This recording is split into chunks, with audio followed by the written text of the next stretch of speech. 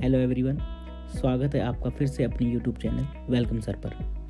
आज जिस चैप्टर को हम कवर करने जा रहे हैं उसका नाम है ट्रेनिंग इन स्पोर्ट्स। ये जो चैप्टर है वो पूरा बेस्ड रहेगा न्यू सिलेबस के अकॉर्डिंग जो सीबीएसई ने रिसेंटली लॉन्च किया है। जो स्टूडेंट्स अभी इस वीडियो के माध्यम से हमारे चैनल से जुड़े हैं वो चैनल को सब्सक्राइब कर ले और बेल आइकन को भी प्रेस कर ले और हमारे टेलीग्राम चैनल से जुड़ना ना भूलें। टेलीग्राम चैनल का लिंक डिस्क्रिप्शन में है। तो चलिए शुरुआत करते हैं।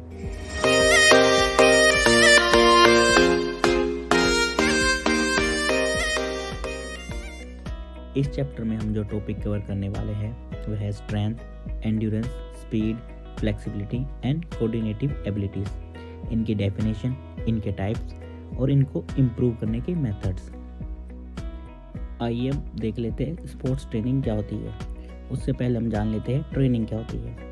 किसी भी गोल को अचीव करने के लिए यह एक लॉन्ग टर्म प्रोसेस होता है, उसी को हम ट्रेनिंग कहते हैं। और जो स्पोर्ट्स ट्रेनिंग है वो किसी खेल अथवा टूर्नामेंट में अच्छे रिजल्ट पाने के उद्देश्य से की गई तैयारी को ही स्पोर्ट्स ट्रेनिंग कहा जाता है।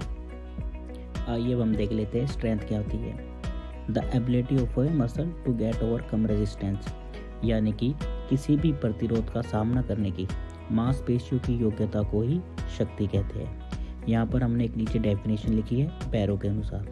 उनके अनुसार डेफिनेशन क्या कहती है कि संपूर्ण शरीर अथवा इसके किसी अंग द्वारा बल लगाने की क्षमता को शक्ति कहा जाता है। Strength is the capacity of the whole body और of any of its parts to exert force. आइए अब देख लेते हैं टाइप्स ऑफ स्ट्रेंथ। स्ट्रेंथ के कितने प्रकार होते हैं। स्ट्रेंथ के दो प्रकार हैं, डायनामिक स्ट्रेंथ और स्टैटिक स्ट्रेंथ।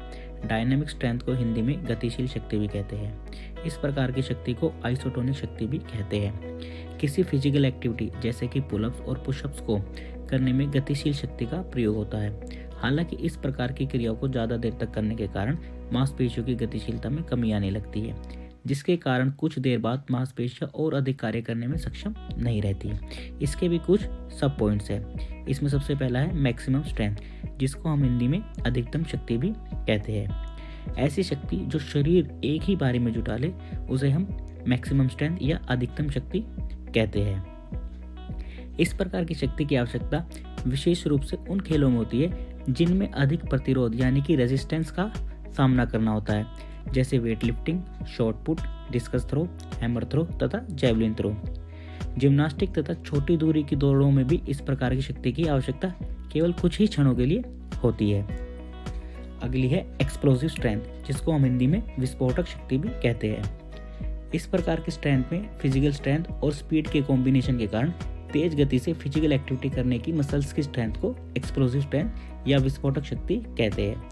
यह विस्फोटक शक्ति की आवश्यकता sprint races, weight lifting, shot put, hammer throw तथा डिस्कस थ्रो आदि खेलों के दौरान होती है।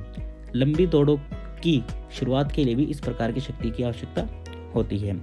तीसरी है स्ट्रेंथ एंड्योरेंस या एंड्योरेंस स्ट्रेंथ। इसको हम हिंदी में सहन क्षमता शक्ति भी कहते हैं। शारीरिक शक्ति तथा सहन क्षमता की योग के कारण उत्पन्न शक्ति सहन शक्ति कहलाती है। इस प्रकार की शक्ति थकान की स्थिति में भी शरीर को अवरोध यानी कि रेजिस्टेंस के विरुद्ध क्रिया करने की क्षमता प्रदान करती है। इस प्रकार की शक्ति की आवश्यकता लंबी दूरी की दौड़ों, लंबी अवधि की तैराकी, साइकिलिंग, मुक्केबाजी तथा कुश्ती जैसी प्रतियोगिता में होती है। अब हम देख लेते हैं स्टैटिक स्ट्रेंथ क्या होती है, जिसको हिंदी में हम स्थिर शक्ति भी कहते हैं। कुछ समय के लिए बिना अधिक हिले डुले निरंतर रूप से लगाई गई अधिकतम मांसपेशियां शक्ति स्थिर शक्ति या आइसोमेट्रिक शक्ति कहलाती है। इस प्रकार की शक्ति लगाते समय कार्य प्रत्यक्ष रूप से होता हुआ दिखाई नहीं देता। मतलब कि जब हम ये एक्सरसाइज कर रहे होते हैं तो हमें जो काम हो रहा है वो डायरेक्ट रूप से नहीं दिखाई देता है। इस प्रकार की शक्ति का प्रयोग वेट लिफ्टिंग जैसी प्रतियोगिताओं में किया जाता है।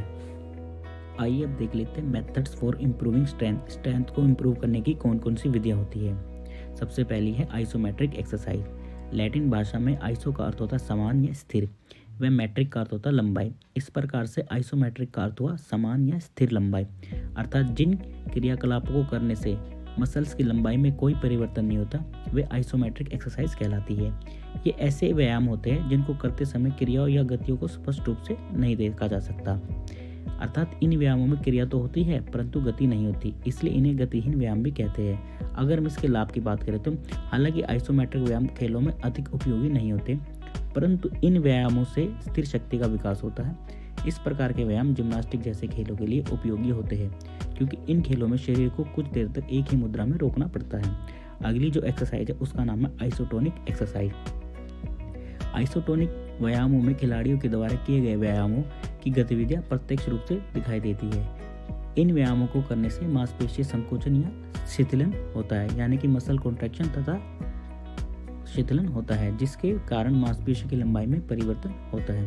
क्योंकि यह व्यायाम गतिशील शक्ति प्राप्त करने के लिए सर्वोत्तम माने जाते हैं, इसलिए खेलकूद के क्षेत्र में इस प्रकार के व्यायामों का प्रयोग सबसे अधिक होता है। इन व्यायामों को करने से मांसपेशियों में लचीलापन, लंबाई तथा कार्यक्षमता में वृद्धि होती है। एक ही स्थान पर दौड़ना, कूदना, भार प्रशिक्षण के व्यायाम, मेडिसिन बॉल के साथ व्यायाम आदि आइसोटोनिक व्यायाम के ही एग्जाम्पल हैं। ये व्यायाम उपकरणों के या बिना उपकरणों के भी किए जा सकते हैं। अगली जो एक्सरसाइज है वो है आइसोकाइनेटिक एक्सरसाइज। आइसोकाइनेटिक व्यायाम विशेष प्रकार से निर्मित मशीनों द्वारा किए जाते हैं। इन व्यायामों में मांसपेशियों द्वारा अधिकतम बल लगाया जाता है। ये व्यायाम सामान्य व्यायाम से अलग होते हैं, क्योंकि इनमें विशेष कोण पर शक्ति लगाई जाती है।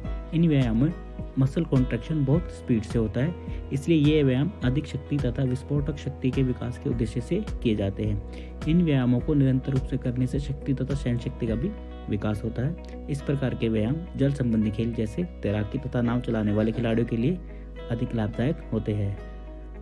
आइए अब देख लेते हैं एंड्योरेंस क्या होता है। इसको हम हिंदी में सहन क्षमता भी कहते हैं। किसी शारीरिक क्रिया यानी कि किसी भी फिजिकल एक्टिविटी या किसी भी एक्टिविटी को लंबे समय तक जारी रखने की योग्यता को हम एंड्योरेंस या सहन क्षमता कहते हैं। आइए अब हम देख लेते हैं टाइप्स ऑफ एंड्योरेंस, सहन क्षमता के प्रकार। सहन क्षमता को मुख्य रूप से दो आधारों पर बांटा गया है, जिसमें पहला है endurance according to the nature of the activity, Hindi में गतिविधि की प्रकृति के अनुसार सहन क्षमता। इसमें जो पहला पॉइंट है उसका नाम है बेसिक एंड्योरेंस, जिसको हम हिंदी में मूलभूत सहन क्षमता भी कहते हैं। इसमें क्या होता है कि किसी व्यक्ति या खिलाड़ी की वह सहन क्षमता जो उसे लंबी अवधि तक के क्रियाकलापों को जारी रखने के योग्य बनाती है, उसकी मूलभूत सहन क्षमता या बेसिक एंड्योरेंस कहलाती है। लंबी अवधि तक जॉगिंग करना, चलना, धीमी गति से दौड़ना अथवा तैराकी करना व्यक्ति की मूलभूत सहन क्षमता के कारण ही संभव हो पाता है। व्यक्ति की अन्य प्रकारों की सहन क्षमता भी इसी मूलभूत सहन क्षमता के कारण ही संभव हो पाती है। अगला पॉइंट है जनरल एंड्योरेंस, जिसको हम हिंदी में सामान्य सहन क्षमता भी कहते हैं। इसमें क्या होता है कि धीमी तथा तीव्र गति वाले क्रियाकलापों के कारण हुई थकान को सहन करने की योग्यता को सामान्य सहन क्षमता कहा जाता है। दूसरे शब्दों में कहे तो किसी खिलाड़ी व्यक्ति की लंबे समय तक बिना थके क्रियाकलाप करने की क्षमता सामान्य सहन क्षमता कहलाती है। जो इसका तीसरा पॉइंट है वो है स्पेसिफिक एंड्योरेंस, जिसको हम हिंदी में विशिष्ट सहन क्षमता भी कहते हैं। किसी विशिष्ट क्रियाकलाप यानी कि किसी स्पेशल काम या गतिविधि के कारण होने वाली थकान को सहने की योग्यता विशिष्ट या स्पेसिफिक एंड्योरेंस कहलाती है। खिलाड़ी की विशिष्ट सहन क्षमता उनके द्वारा खेले जाने वाले खेल की प्रकृति तथा अवधि पर निर्भर करती है। इसका अगर हम एग्जाम्पल की बात करें तो हम क्रिकेट को ले सकते हैं। क्रिकेट खिलाड़ी की विशिष्ट सहन क्षमता फुटबॉल खिलाड़ी की विशिष्ट क्षमता की अपेक्षा अलग होगी, क्योंकि दोनों खेलों की अवधि तथा गतिविधियों की तीव्रता में बहुत अंतर है। अब अगला जो है वो है endurance according to the duration of the activity, जिसको हम हिंदी में गतिविधि की अवधि के अनुसार सहन क्षमता कहते हैं। इसका जो पहला पॉइंट है वो है स्पीड एंड्योरेंस, हिंदी में इसको हम गति सहन क्षमता भी कहते हैं। 45 सेकंड तक चलने वाली तीव्र शारीरिक गतिविधियों के कारण हुई थकान को सहने की क्षमता गति सहन क्षमता कहलाती है। इस प्रकार की सहन क्षमता की आवश्यकता स्प्रिंट रेसेस के लिए होती है। अगला पॉइंट है शॉर्ट टर्म एंड्योरेंस, हिंदी में इसको हम अल्प अवधि सहन क्षमता भी कहते हैं। इसमें क्या होता है कि 45 सेकंड से 2 मिनट तक चलने वाली तीव्र शारीरिक गतिविधियों के कारण हुई थकान को सहने की क्षमता अल्प अवधि सहन क्षमता यानी कि शॉर्ट टर्म एंड्योरेंस कहते हैं। इस प्रकार की सहन क्षमता की आवश्यकता 800 मीटर की दौड़ों के लिए होती है। यह सहन क्षमता खिलाड़ी की शक्ति, सहन क्षमता तथा गति सहन क्षमता पर निर्भर करती है। तीसरी जो है वो है मिडल टर्म एंड्योरेंस, हिंदी में इसको हम मध्य अवधि की सहन क्षमता भी कहते हैं। इसमें क्या होता है कि 2 मिनट से 11 मिनट तक चलने वाली शारीरिक गतिविधियों के कारण हुई थकान को सहने की क्षमता मध्य अवधि सहन क्षमता कहलाती है। इस प्रकार की सहन क्षमता की आवश्यकता 1500 मीटर की दौड़ तथा स्टीपल चेज दौड़ के लिए होती है। यह क्षमता भी खिलाड़ी की शक्ति सहन क्षमता तथा गति सहन क्षमता पर निर्भर करती है। और जो लास्ट है वो है लॉन्ग टर्म एंड्योरेंस यानी कि दीर्घ अवधि सहन क्षमता। इसमें क्या होता है कि 11 मिनट से अधिक अवधि तक चलने वाली शारीरिक गतिविधियों के कारण हुई थकान को सहने की क्षमता दीर्घ अवधि सहन क्षमता यानी कि लॉन्ग टर्म एंड्योरेंस कहलाती है। इस प्रकार की सहन क्षमता की आवश्यकता 5000 मीटर, 10,000 मीटर, क्रॉस कंट्री तथा मैराथन दौड़ आदि के लिए होती है। आइए अब हम देख लेते हैं एंड्योरेंस को कैसे इम्प्रूव किया जाता है। इसमें जो सबसे पहला पॉइंट है वो है कंटिन्यूस ट्रेनिंग मेथड, जिसको हिंदी में हम निरंतर प्रशिक्षण विधि भी कहते हैं। सहन क्षमता विकसित करने के लिए निरंतर प्रशिक्षण विधि यानी कि कंटिन्यूस ट्रेनिंग मेथड को सबसे अच्छा माना गया है। निरंतर प्रशिक्षण विधि में व्यायाम बिना रुके लंबे समय तक किए जाते हैं, जैसे कि क्रॉस कंट्री दौड़। इस विधि के दौरान व्यायाम करने की अवधि 30 मिनट से अधिक होती है। हालांकि यह विधि खिलाड़ी की सहन क्षमता के अनुरूप बढ़ाई भी जा सकती है। इस विधि में व्यायाम की इंटेंसिटी कम होने के कारण हृदय दर यानी कि हमारी हार्ट रेट 140 से लेकर 160 धड़कन प्रति मिनट के बीच होती है। एंड्योरेंस को डेवलप करने की दूसरी विधि है इंटरवल ट्रेनिंग मेथड, जिसको कि हम हिंदी में अंतराल प्रशिक्षण विधि भी कहते हैं। आइए देख लेते हैं इस विधि में क्या होता है। इस विधि में हर बार व्यायाम तेज गति के साथ किया जाता है तथा अधूरा आराम दिया जाता है। इस विधि में व्यायाम की गति एवं अवधि इतनी होती है कि जो हमारी हार्ट रेट है वो 180 धड़कन प्रति मिनट तक पहुंच जाए। इसके पश्चात अधूरा आराम दिया जाता है, अर्थात जब तक कि हमारी हार्ट रेट 120 से 130 धड़कन प्रति मिनट तक नहीं हो जाती, तथा फिर से तीव्रता के साथ व्यायाम प्रारंभ कर दिया जाता है। यह प्रशिक्षण विधि मध्यम दूरी की दौड़ों, फुटबॉल तथा हॉकी जैसे खेलों के लिए बहुत ही उपयोगी रहती है। आइए लास्ट में हम देख लेते हैं एंड्योरेंस को इम्प्रूव करने की विधि कौन सी है। इसका नाम है फार्टलेक ट्रेनिंग मेथड। फार्टलेक जो है वो एक स्वीडिश शब्द है जिसका अर्थ है गति खेल यानी कि स्पीड प्ले। यह जो विधि है वह निरंतर तथा अंतराल प्रशिक्षण यानी कि इंटरवल ट्रेनिंग मेथड तथा कॉन्टिन्यूस ट्रेनिंग मेथड का मिक्सचर है। इसमें खिलाड़ी अपने आसपास की परिस्थिति को ध्यान में रखकर दौड़ता है, जैसे कच्ची पक्की सड़कें, पथरीले रास्ते, कीचड़ व कंटीले रास्ते, पहाड़, नदियों के किनारे आदि। इसमें खिलाड़ी दौड़ के आधार को ध्यान में रखकर गति परिवर्तन करता है, अर्थात गति से खेलता है। इसलिए प्रशिक्षण को गति खेल यानी कि स्पीड प्ले भी कहा जाता है। इसमें गति में परिवर्तन पहले निर्धारित नहीं होता, बल्कि खिलाड़ी परिस्थिति को ध्यान में रखकर स्वयं गति परिवर्तित कर लेता है, क्योंकि खिलाड़ी को अपनी गति कम या ज़्यादा करने की छूट होती है। इसलिए थकान की अवस्था में वह तेज चाल से चलकर रिकवरी तेजी से कर लेता है। सहन शक्ति विकास के लिए प्रशिक्षण बहुत उपयोगी है। इसमें जो हमारी हार्ट रेट है वो 140 से लेकर 180 धड़कन प्रति मिनट तक रहती है। अगर हम इसके ड्यूरेशन की बात करें तो ये कम से कम 45 मिनट तक होना चाहिए और 1 घंटे तक भी हो सकता है। इस प्रशिक्षण के द्वारा खिलाड़ी अपनी एरोबिक या एनारोबिक क्षमता या फिर दोनों ही क्षमता एक साथ विकसित कर सकता है। आइए अगले कंपोनेंट्स को देख लेते हैं, जो कि है स्पीड, जिसको हम हिंदी में गति भी कहते हैं। Speed is the ability to cover maximum distance within minimum time, यानी कि कम से कम समय में अधिक से अधिक दूरी प्राप्त करना ही स्पीड यानी कि गति कहलाता है। आइए हम देख लेते हैं टाइप्स ऑफ स्पीड यानी कि गति के प्रकार।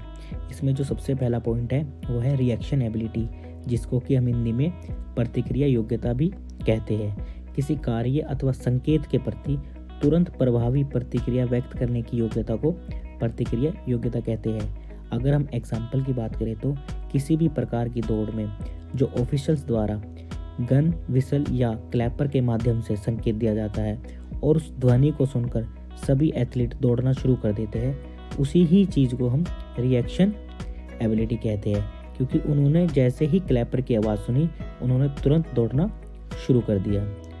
अगला पॉइंट है एक्सीलरेशन एबिलिटी, जिसको कि हम हिंदी में त्वरण योग्यता भी कहते हैं। यह विराम अथवा कम गति की अवस्था से अधिकतम गति प्राप्त करने की योग्यता होती है, यानी कि खिलाड़ी पहले कम गति से दौड़ रहा, फिर वो एकदम से अधिकतम गति की तरफ बढ़ जाता है। खिलाड़ियों में इस प्रकार की योग्यता उनकी विस्फोटक शक्ति, तकनीक तथा लचीलेपन पर निर्भर करती है। यह योग्यता तेज गति की दौड़ों, तैराकी, हॉकी, फुटबॉल तथा जिम्नास्टिक जैसे खेलों के लिए अनिवार्य है। नेक्स्ट पॉइंट है मूवमेंट एबिलिटी, जिसको कि हम हिंदी में शारीरिक क्रियाओं की गति भी कहते हैं। इसका तात्पर्य किसी शारीरिक क्रिया को कम से कम समय में पूरा करने की योग्यता से है। मुक्केबाजी, कुश्ती, फेंकने, कूदने, जिम्नास्टिक, तैराकी में मुड़ने तथा स्प्रिंट दौड़ों के दौरान इस प्रकार की योग्यता की आवश्यकता पड़ती है। नेक्स्ट पॉइंट है लोकोमोटर एबिलिटी, जिसको कि हम हिंदी में गति क्षमता योग्यता भी कहते हैं। यह लंबे समय तक अपनी अधिकतम गति बनाए रखने की योग्यता है। छोटी दूरी की तथा स्प्रिंट दौड़ों, साइकिलिंग, तैराकी तथा नौका चालन जैसी प्रतियोगिताओं के दौरान इस प्रकार की योग्यता की आवश्यकता होती है। लास्ट पॉइंट है स्पीड एंड्योरेंस, जिसको कि हम हिंदी में गति सहन क्षमता भी कहते हैं। यह खिलाड़ी के थकने के बावजूद तेज गति से एक्टिविटी करने की योग्यता है। इस प्रकार की योग्यता खिलाड़ी की शक्ति, सहन क्षमता तथा तकनीक पर निर्भर करती है। किसी फुटबॉल या रग्बी खिलाड़ी तथा मुक्केबाज द्वारा लंबे समय तक खेलते रहने के लिए इस प्रकार की योग्यता की आवश्यकता होती है। आइए अब देख लेते हैं मेथड्स टू इम्प्रूव स्पीड, यानी कि गति को विकसित करने की कौन कौन सी विधियां हैं। वैसे तो गति को विकसित करने की और भी विधियां हैं, लेकिन आपके सिलेबस के अकॉर्डिंग यहाँ हमने 2 ही लिखी है, जिसमें पहली है एक्सीलरेशन रन्स, जिसको कि हिंदी में त्वरण दौड़े भी कहा जाता है। त्वरण दौड़े विशेष रूप से अधिकतम गति प्राप्त करने के लिए की जाती है। यह विशेष रूप से स्थिर अवस्था से अधिकतम गति प्राप्त करने के लिए की जाती है। त्वरण दौड़ों के लिए एथलीट 50 या 60 मीटर की दौड़ अपनी अधिकतम गति से लगाता है। यह त्वरण दौड़ें बार बार दौड़ी जाती है तथा इन दौड़ों के बीच आराम का समय भी काफ़ी होता है। त्वरण दौड़ों की संख्या एथलीट की आयु, उसके अनुभव व उसकी क्षमता के अनुसार निश्चित की जाती है। यह संख्या में 6 से 12 तक हो सकती है। त्वरण दौड़ों से पहले वार्म अप होना जरूरी है। प्रत्येक त्वरण दौड़ के बाद उचित आराम भी होना चाहिए ताकि एथलीट अगली दौड़ बिना थकावट के लगा सके। जनरली इस प्रकार की दौड़ों के बीच 4 से 5 मिनट का समय होता है। अगली है पेस रन, जिसको कि हिंदी में हम पेस दौड़े भी कहते हैं। पेस दौड़ों का अर्थ है कि एक दौड़ की पूरी दूरी को एक निश्चित गति से दौड़ना। पेस दौड़ों में एक एथलीट दौड़ को समान रूप से दौड़ता है। जनरली 800 मीटर व इससे अधिक दूरी की दौड़ पेस दौड़ों में शामिल होती है। ऐसी दौड़ों का प्रारंभिक भाग बहुत तेज गति से नहीं दौड़ना चाहिए, अन्यथा दौड़ या दूसरा भाग पूरा नहीं किया जा सकता। दौड़ की दूरी के अनुसार ही ऊर्जा का बंटवारा होना चाहिए। इसलिए पेस दौड़ के प्रशिक्षण के लिए एक एथलीट को दौड़ की कुल दूरी से 10 से 20% तक अधिक दूरी की दौड़ अधिकतम निरंतर गति बनाए हुए लगानी चाहिए। वैसे तो एक एथलीट 300 मीटर की दौड़ लगभग पूरी गति से दौड़ सकता है, परंतु मध्यम या लंबी दौड़ों में उसे अपनी गति में कमी करके अपनी ऊर्जा को बचाकर रखना जरूरी है। आइए अब देख लेते हैं अगला कंपोनेंट्स क्या है। यह है फ्लेक्सिबिलिटी, जिसको कि हम हिंदी में लचक भी कहते हैं। Range of motion around the joints, यानी कि किसी व्यक्ति के शरीर के जोड़ों की गतियों के विस्तार को लचक कहते हैं। आइए अब हम देख लेते हैं टाइप्स ऑफ फ्लेक्सिबिलिटी, यानी कि लचक के प्रकार। सबसे पहले है पैसिव फ्लेक्सिबिलिटी, जिसको कि हम हिंदी में एक्री लचक भी कहते हैं। इसमें क्या होता है कि किसी खिलाड़ी को बाहरी सहायता की आवश्यकता होती है, यानी कि किसी बाहरी सहायता से शरीर के जोड़ों की अधिक दूरी तक गति करने की योग्यता एक्री लचक कहलाती है, जैसे कि किसी दोस्त की सहायता से खिंचाव वाले व्यायाम करना। अगली जो फ्लेक्सिबिलिटी है वो है एक्टिव फ्लेक्सिबिलिटी, जिसको कि हम हिंदी में सक्रिय लचक भी कहते हैं। इसमें क्या होता है कि एथलीट को किसी बाहरी सहायता की, यानी कि किसी एक्सटर्नल हेल्प की ज़रूरत नहीं होती। इसमें भी इसके 2 भाग हैं। पहला है स्टैटिक फ्लेक्सिबिलिटी, जिसको कि हिंदी में स्थिर लचक भी कहते हैं। इस प्रकार की लचक की आवश्यकता स्थिर अवस्था में होती है, जैसे कि बैठने, लेटने में, दौड़ के लिए स्टार्ट लेते समय आदि में। और दूसरी है डायनामिक फ्लेक्सिबिलिटी, जिसको कि हिंदी में गतिशील लचक भी कहते हैं। इस प्रकार की आवश्यकता चलते या दौड़ते समय होती है। गतिशील लचक को खिंचाव वाले व्यायामों द्वारा भी बढ़ाया जा सकता है। आइए अब देख लेते हैं लचक यानी फ्लेक्सिबिलिटी को कैसे इम्प्रूव किया जाता है। इसका जो सबसे पहला पॉइंट है वह है ब्लास्टिक स्ट्रेचिंग मेथड, जिसको हम हिंदी में ब्लास्टिक विधि भी कहते हैं। ब्लास्टिक विधि में शारीरिक क्रियाकलाप लयात्मक ढंग से, यानी कि रिदमिक ढंग से घूमकर इस प्रकार किए जाते हैं कि शरीर के घूमने से विभिन्न जोड़ों में अधिकतम खिंचाव उत्पन्न किया जा सके। इस विधि में व्यायाम गिनती के साथ लयात्मक ढंग से किए जाते हैं। इस प्रकार के व्यायाम से पहले शरीर को वार्म अप कर लेना चाहिए ताकि जोड़ों को अधिकतम सीमा तक खींचा जा सके। अगला जो पॉइंट है वो है स्टैटिक स्ट्रेचिंग मेथड, जिसको कि हम हिंदी में स्थिर खिंचाव वाली विधि भी कहते हैं। इस विधि में शरीर को धीरे धीरे खिंचाव अवस्था में लाकर कुछ देर के लिए उसी अवस्था में रोके रहना चाहिए। हालांकि स्थिर खिंचाव में रुके रहने का समय व्यक्ति के उद्देश्य पर निर्भर करता है। जैसे कि यदि इसका उद्देश्य लचक में वृद्धि करना हो तो इसे 30 सेकंड तक के लिए करना चाहिए, तथा यदि यह कूलिंग डाउन के उद्देश्य से किया जा रहा है तो इसे 10 सेकंड तक के लिए किया जा सकता है। इस विधि में खिंचाव वाली अवस्था और आगे बढ़ने का प्रयास करते रहना चाहिए। अगला जो है वह है डायनामिक स्ट्रेचिंग मेथड, जिसको कि हम हिंदी में गतिशील खिंचाव विधि भी कहते हैं। इस विधि में टांगों व हाथों को नियंत्रित रूप से इस प्रकार घुमाया जाता है कि जोड़ों में धीरे धीरे अधिकतम खिंचाव उत्पन्न हो सके। इस विधि में क्रिया की शुरुआती धीमी गति से करनी चाहिए तथा उसके बाद क्रिया धीरे धीरे पूरी गति या वेग से की जा सकती है। गतिशील क्रिया वाले खेलों जैसे कि जिम्नास्टिक इत्यादि के लिए इस प्रकार के व्यायामों की आवश्यकता होती है। लास्ट है पोस्ट आइसोमेट्रिक स्ट्रेचिंग मेथड। इस प्रकार के जो मेथड्स हैं वो उच्च कोटि यानी कि हाई लेवल के खिलाड़ी द्वारा ही लचक में वृद्धि करने के लिए किए जाते हैं। इस विधि में खिंचाव से पहले मांसपेशियों को संकुचन किया जाता है यानी कि मसल कॉन्ट्रैक्शन किया जाता है ताकि मांसपेशियों को अधिक से अधिक रिलैक्स किया जा सके। कम से कम समय में लचक के विकास की यह सबसे अधिक उपयुक्त विधि है।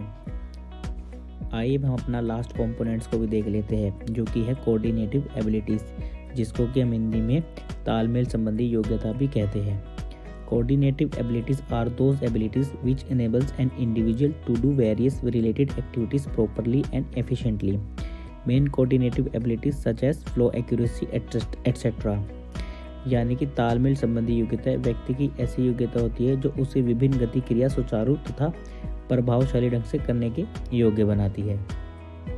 आइए अब हम देख लेते हैं टाइप्स ऑफ कोऑर्डिनेटिव एबिलिटीज, यानी कि तालमेल संबंधी योग्यताओं के क्या क्या प्रकार हैं। सबसे पहले है ओरिएंटेशन एबिलिटी, जिसको कि हम हिंदी में अनुस्थापन योग्यता भी कहते हैं। यह किसी खिलाड़ी द्वारा स्वयं को विभिन्न परिस्थितियों के अनुरूप ढालने या अनुकूलन की योग्यता होती है। दूसरी है कपलिंग एबिलिटी, जिसको कि हम हिंदी में संयोजन योग्यता भी कहते हैं। यह किसी खिलाड़ी द्वारा स्थिति के अनुसार गति बदलने के लिए आवश्यक शरीर के विभिन्न अंगों की गतियों को संयोजित करने की योग्यता होती है। सभी खेलों के खिलाड़ियों में इस प्रकार की योग्यता का होना आवश्यक है। इस योग्यता का महत्व उन खेलों में और भी बढ़ जाता है जिनमें शरीर के विभिन्न अंगों की गतिविधियों को तुरंत संयोजित करने की आवश्यकता होती है, जैसे कि जिम्नास्टिक, मुक्केबाजी तथा कुश्ती आदि। थर्ड है रिएक्शन एबिलिटी, जिसको कि हम हिंदी में प्रतिक्रिया योग्यता भी कहते हैं। यह किसी खिलाड़ी द्वारा खेल के दौरान विभिन्न संकेतों के प्रति इमीडिएट एंड इफेक्टिव रिएक्शन देने की योग्यता होती है। फोर्थ है बैलेंस एबिलिटी, जिसको कि हम हिंदी में संतुलन योग्यता भी कहते हैं। यह किसी खिलाड़ी द्वारा खेल के दौरान विभिन्न शारीरिक गतिविधियों करते समय अपना शारीरिक संतुलन बनाए रखने की योग्यता होती है। वैसे तो इस प्रकार की योग्यता की आवश्यकता अधिकतम खेलों में पड़ती है, परंतु जिम्नास्टिक जैसे खेल के दौरान यह योग्यता सबसे महत्वपूर्ण होती है। अगली है रिदम एबिलिटी, यानी कि लयात्मकता योग्यता। यह किसी खिलाड़ी द्वारा खेल के दौरान किसी गतिविधि को लयात्मक रूप से पूर्ण करने की योग्यता होती है, जैसे कि जिम्नास्टिक या स्केटिंग खिलाड़ी द्वारा प्रदर्शन के दौरान संगीत रूपी लय के अनुसार प्रदर्शन करना। इस योग्यता की आवश्यकता जिम्नास्टिक, तैराकी, गोताखोरी तथा फिगर स्केटिंग जैसे खेलों के लिए होती है। नेक्स्ट है अडेप्टेशन एबिलिटी, जिसको कि हम हिंदी में अनुकूलन योग्यता भी कहते हैं। यह किसी खिलाड़ी द्वारा खेलों के दौरान होने वाले पूर्व निर्धारित परिवर्तनों के कारण अपनी गतियों के प्रभावशाली समायोजन की योग्यता होती है। लास्ट है डिफरेंशिएशन एबिलिटी, जिसको कि हम हिंदी में विभेदन योग्यता भी कहते हैं। यह किसी खिलाड़ी द्वारा खेलों के दौरान उच्च दर्जे की सटीकता तथा शरीर की अलग अलग गतियों का मितव्यता की योग्यता होती है। आइए इस चैप्टर से रिलेटेड कुछ इंपॉर्टेंट क्वेश्चन को भी देख लेते हैं। सबसे पहले है define strength and explain methods to develop strength, यानी कि शक्ति क्या है और शक्ति को विकसित करने की कौन कौन सी विधियां हैं। दूसरा क्वेश्चन है what does the word training mean in sports explain, यानी कि खेल में प्रशिक्षण शब्द का क्या अर्थ है। Any two methods of speed development in detail, कोई भी 2 मेथड बताने हैं स्पीड को विकसित करने के। अगला क्वेश्चन है what do you mean by flexibility and discuss in detail, यानी कि आप लचक से क्या समझते हैं और इसमें slow stretching and holding method को समझाना है। अगला क्वेश्चन है what is fartlek training, right in brief, यानी कि फार्टलेग क्या है, फार्टलेग को आपको अच्छे से ब्रीफ करना है। लास्ट क्वेश्चन है what is endurance, explain it's type, यानी कि सहन क्षमता क्या है और इसके प्रकार कौन कौन से हैं। यह था आपका चैप्टर जो कि समाप्त हो गया है। अगर फिर भी आप कुछ समझ ना आया हो तो आप वीडियो को दोबारा देख सकते हैं या कमेंट करके हमसे पूछ सकते हैं। हम आपको जल्द से जल्द आंसर करने का प्रयास करेंगे। मिलते हैं अब नेक्स्ट चैप्टर की वीडियो में, तब तक के लिए जय हिंद।